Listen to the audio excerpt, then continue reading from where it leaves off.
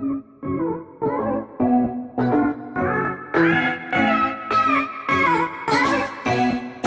everyone, welcome back to the physics class. Today we are going to start our new unit, next unit, that is unit is gravitation.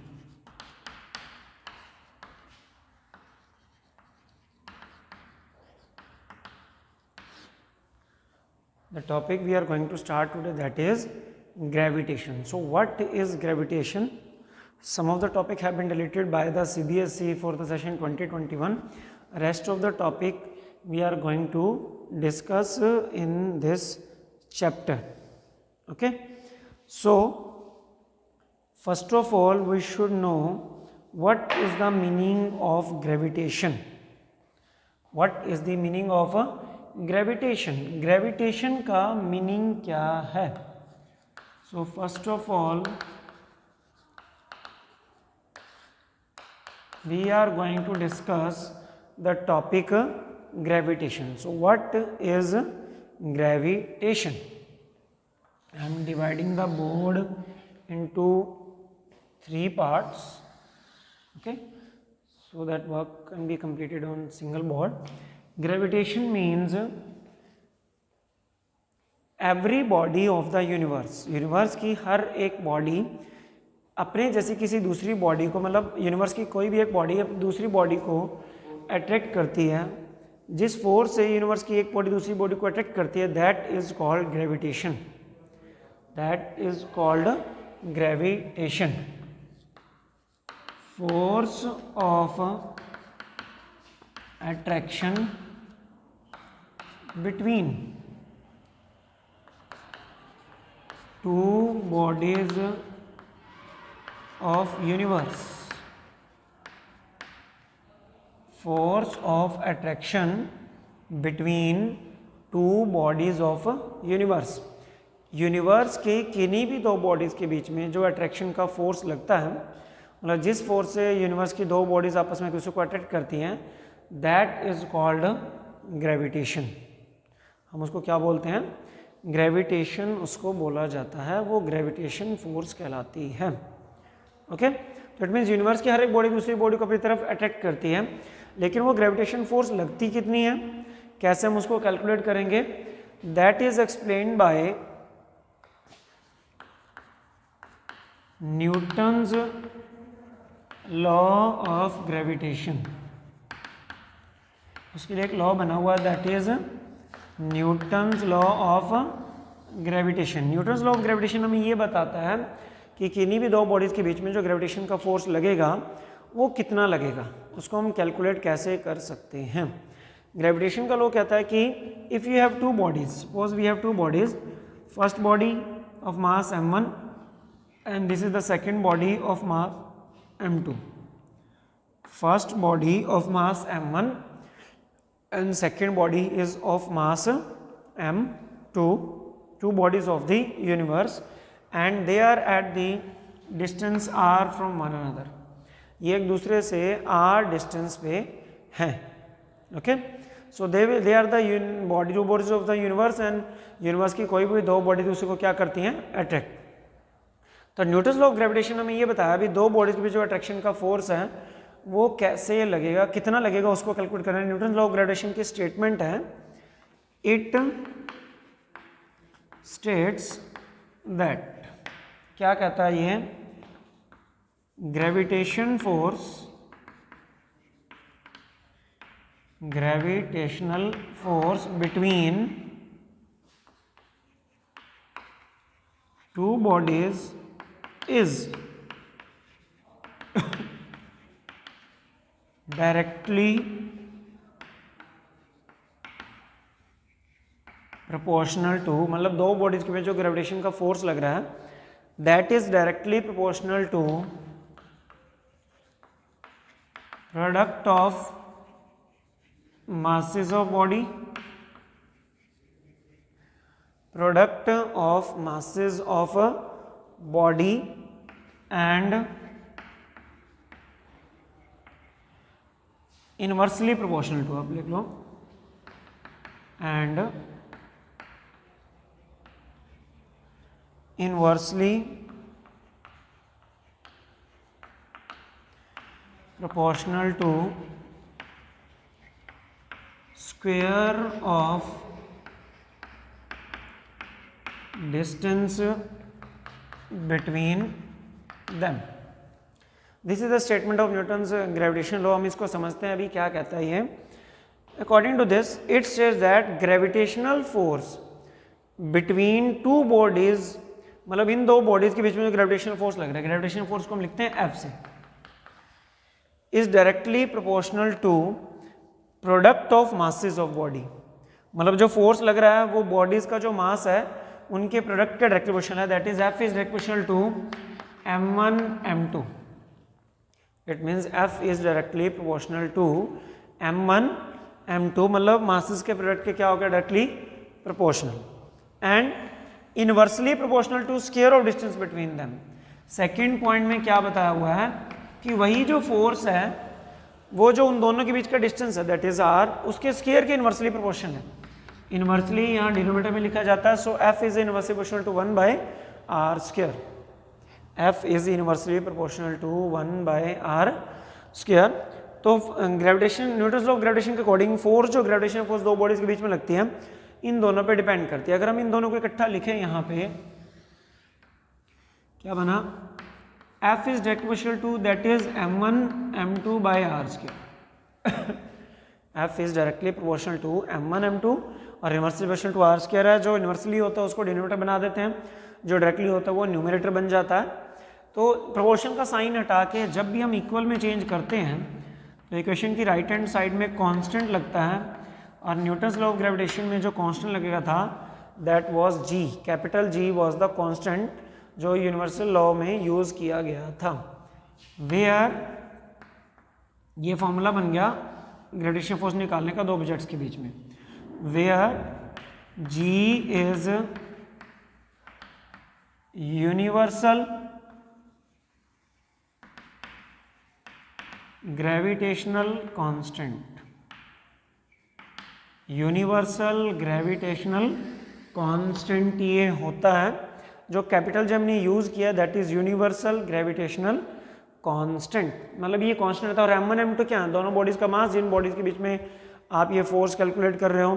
And what is r, that is distance between them. तो जो G होता है that is universal gravitational constant. इसको क्यों बोलते हैं, universe की कोई भी दो बॉडीज हो उनके बीच में ये G की वैल्यू जो है वो फिक्स ही रहती है. वो G की वैल्यू है that is 6.67 into 10⁻⁻11 newton metre square per kilogram square. This is the value for the G. 6.67 into 10⁻11 newton metre square per kilogram square. This is the value for the universal gravitation constant. Universe की चाहे कोई भी आप दो bodies लेते हो उनके बीच में ग्रेविटेशन फोर्स निकालना चाहते हो ये फॉर्मूला लगेगा. और G की वैल्यू जो हमेशा फिक्स रहेगी. m1 m2 दोनों बॉडीज का मास हो जाएगा जिनके बीच में आप निकालना चाहते हो फोर्स. और r जो है वो उन दोनों के बीच का डिस्टेंस हो जाएगा. मान लीजिए आप अर्थ और सन के बीच में ग्रेविटेशन फोर्स निकालना चाहते हो तो अर्थ और सन का मास लेना है, दोनों के बीच का डिस्टेंस भी आपको चाहिए. G की वैल्यू फिक्स रहेगी. From this formula you can calculate gravitational force between to bodies. Gravitational force between two bodies of universe. Next we are going to discuss what is acceleration due to gravity. Topic is acceleration due to gravity. Acceleration due to gravity क्या होता है, एक चीज हमें clear करनी है इससे पहले कि एक्सेलरेशन बॉडी में आती कब है. When there is a force on a body, जब भी किसी बॉडी के ऊपर फोर्स लगता है तभी बॉडी में एक्सेलरेशन आती है, अदरवाइज नहीं.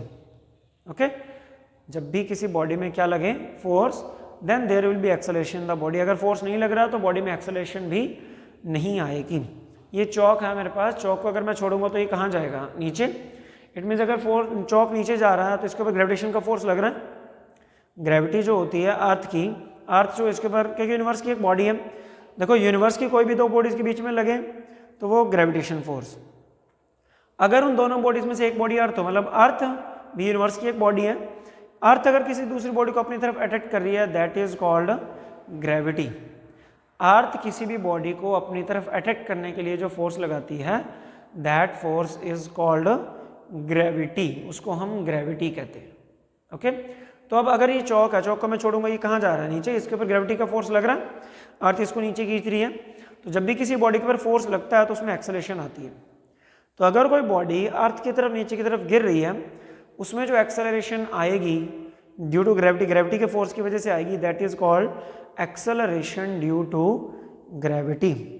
That gravity is called acceleration due to gravity. तो डेफिनेशन में हम इसकी क्या लिखेंगे? Acceleration produced in a body, acceleration produced in a body due to gravity of earth, due to gravity of earth during free fall, during free fall। free fall का मतलब समझते हो कि अगर कोई भी बॉडी अर्थ की तरफ नीचे की तरफ गिर रही है तो उसका फ्री फॉल होता है, सिर्फ उसके ऊपर ग्रेविटी का फोर्स लगे, कोई दूसरा फोर्स ना लगे, that is called free fall. तो अगर किसी बॉडी के ऊपर फ्री फॉल है, सिर्फ मतलब वो फ्री फॉल नीचे गिर रही है, तो उस टाइम अर्थ की ग्रेविटी की वजह से बॉडी में जो एक्सेलरेशन आएगी that is called acceleration due to gravity, that is called acceleration due to gravity. वो एक्सेलरेशन ड्यू टू ग्रेविटी कहलाती है। ओके तो it means acceleration due gravity हमेशा डाउनवर्ड होती है। इसका सिंबल जो होता है, सिंबल जो एक्सेलरेशन ड्यू टू ग्रेविटी का that is small g. Acceleration due to gravity का जो सिंबल है दैट इज स्मॉल जी। और value of acceleration due to gravity does not depend upon whether the body falling due to gravity light और heavy. मान लें एक heavy body और एक लाइटर बॉडी है, दोनों नीचे की तरफ गिर रही हैं, तो acceleration due to gravity heavy या लाइटर पे डिपेंड नहीं करती। दोनों बॉडीज के लिए जो एक्सेलरेशन ड्यू टू ग्रेविटी है वो सेम रहेगा। और acceleration due to gravity body के मास पे डिपेंड ही नहीं करती, मतलब चाहे हैवी बॉडी है चाहे लाइटर बॉडी है, अर्थ की तरफ दोनों गिर रही हैं। तो एक चौक गिर रहा है, एक डस्टर गिर रहा है, मान लो ये दोनों है मेरे पास, चौक है डस्टर है, लेकिन मास तो दोनों का क्या है? डिफरेंट है। लेकिन दोनों जब नीचे गिरेंगे तो गिरते वक्त इनकी जो एक्सेलरेशन होगी that will be same, that is 9.8 metre per second square. 9.8 metre per second square will be acceleration produced in both the bodies, whether the body is heavy or whether the body is lighter. Now we are going to calculate the formula for acceleration due to gravity. उसके लिए हम क्या करते हैं, ये हमारी अर्थ है। अर्थ का जो मास है that is capital M, represented by capital M। और जो बॉडी है, मान लो बॉडी अर्थ के सरफेस पे पड़ी है, इसका मास है स्मॉल m, अर्थ इसको अपनी तरफ खींच रही है, बॉडी का मास स्मॉल m, अर्थ का मास कैपिटल M। अर्थ की जो रेडियस है सरफेस तक का जो distance that is capital R, capital R is radius of earth. Okay अगर हम इन दोनों के बीच में, क्योंकि यूनिवर्स की कोई दो, अगर इनको यूनिवर्स की कोई दो बॉडीज मान के चलें तो इनके बीच में ग्रेविटेशनल फोर्स क्या होगा? ग्रेविटेशनल फोर्स होगा दैट इज G, क्या फॉर्मूला? M1 अर्थ होगी मास, M2 बॉडी होगी दैट इज M। दोनों के बीच का डिस्टेंस का स्क्वायर, डिस्टेंस इनके बीच में कितना है? रेडियस ऑफ अर्थ है दैट इज R स्क्वायर। तो ग्रेविटेशनल फोर्स तो दोनों के बीच में आ गया that is G, capital M small m by में R square. This is the gravitational force between earth and a body, earth and a body. अब हम ग्रेविटी फोर्स निकालते हैं, क्योंकि अर्थ जो फोर्स लगाती है उसको ग्रेविटी फोर्स बोलते हैं। और ग्रेविटी फोर्स क्या होता है? जो अर्थ अट्रैक्शन के लिए फोर्स लगा रही है that is gravity force. Force के अकॉर्डिंग अगर हम देखें, फोर्स का फॉर्मूला होता है ma, फोर्स का फॉर्मूला क्या होता है? ma। a एक्सेलरेशन तब लेते हैं जब बॉडी लीनियर चल रही हो, जब वर्टिकल चल रही हो ऊपर से नीचे अर्थ उसको अट्रैक्ट कर रही हो तो एक्सेलरेशन ही रह जाती है, वो एक्सेलरेशन ड्यू टू ग्रेविटी बन जाती है। किसमें चल जाएगी? That is acceleration due to gravity. तो अब एक्सेलरेशन ड्यू टू ग्रेविटी बन जाएगी। एक्सेलरेशन ड्यू ग्रेविटी a नहीं लिखा जाएगा, उसकी जगह g लिखा जाएगा दैट इज सेकेंड। तो टू फोर्सेस की वैल्यू हमारे पास आ गई। From 1 and 2 left hand side is equal, right hand side is also equal. mg is equal to g mm by r square. Small m से small m cancel, तो यहाँ से एक g आ गया, that is gm/r square. Acceleration due to gravity निकालने का formula क्या आ गया, gm/r square. What is capital G, that is universal gravitational constant. What is m, mass of earth, and what is r, that is radius of अर्थ। मतलब अगर अर्थ के surface पे acceleration to gravity निकालनी है तो फार्मूला तो हर एक बॉडी के एक्सेलरेशन टू ग्रेविटी निकालने का यही रहेगा। अगर अर्थ पे निकालनी है तो अर्थ का मास, अर्थ की रेडियस। अगर मून पे निकालनी है तो मून का मास और मून की रेडियस। किसी और प्लेनेट पे निकालनी है तो उस प्लेनेट का मास और उसी प्लेनेट की रेडियस हमें चाहिए। Then we can calculate acceleration due to gravity on the surface of earth. Acceleration to gravity on the surface of earth निकाल सकते हैं, या किसी प्लेनेट पे निकालने तो वहाँ निकाल सकते हैं। जब हमने यहाँ वैल्यूज अर्थ की रखी तो अर्थ के सरफेस पे एक्सेलरेशन ड्यू टू ग्रेविटी जो आई that is 9.8 metre per second square. तो अर्थ के सरफेस पे एक्सेलरेशन ड्यू टू ग्रेविटी जो होती है that is 9.8 metre per second square. This is the value of the acceleration to gravity on the surface of earth. अब जो motion की हमने 3 इक्वेशंस पढ़ी हुई हैं, वो पहली इक्वेशन क्या होती थी, that is v equals u plus at। ये हॉरिजॉन्टल मोशन की इक्वेशन थी, v is equal to u plus at। जब वर्टिकल में अगर आप बात करते हो एक्सेलरेशन की जगह आपने g ले लेना है। मतलब जब वर्टिकल की बात करते हो तो ग्रेविटी की वजह से एक्सेलरेशन आएगी और एक्सेलरेशन टू ग्रेविटी काउंट होगी। So v is equal to क्या बन जाएगा, u plus gt। v is equal to u plus gt। Second क्या थी, s is equal to ut plus half at square. तो a की जगह आपने g कर देना है। So s is equal to ut plus half gt square. This will be second equation. Third क्या थी, v square minus u square is equal to 2as। a की जगह g आ जाएगा।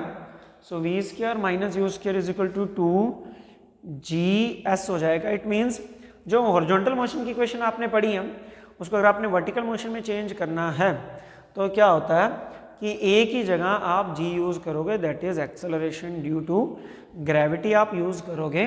सो you will get the 3 equations of motion for the vertical motion और motion under gravity, kinematic equation for motion under gravity. अब तीनों ये बन जाएंगे जी कि हमें वैल्यू पता ही है, तो इसके न्यूमेरिकल्स भी आएंगे। चैप्टर जब क्लियर होगा, कंप्लीट होगा ये, उसके बाद हम इसके न्यूमेरिकल्स भी करेंगे।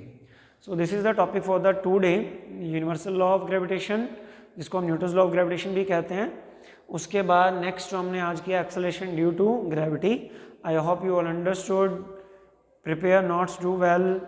Till then, thanks and have a nice day.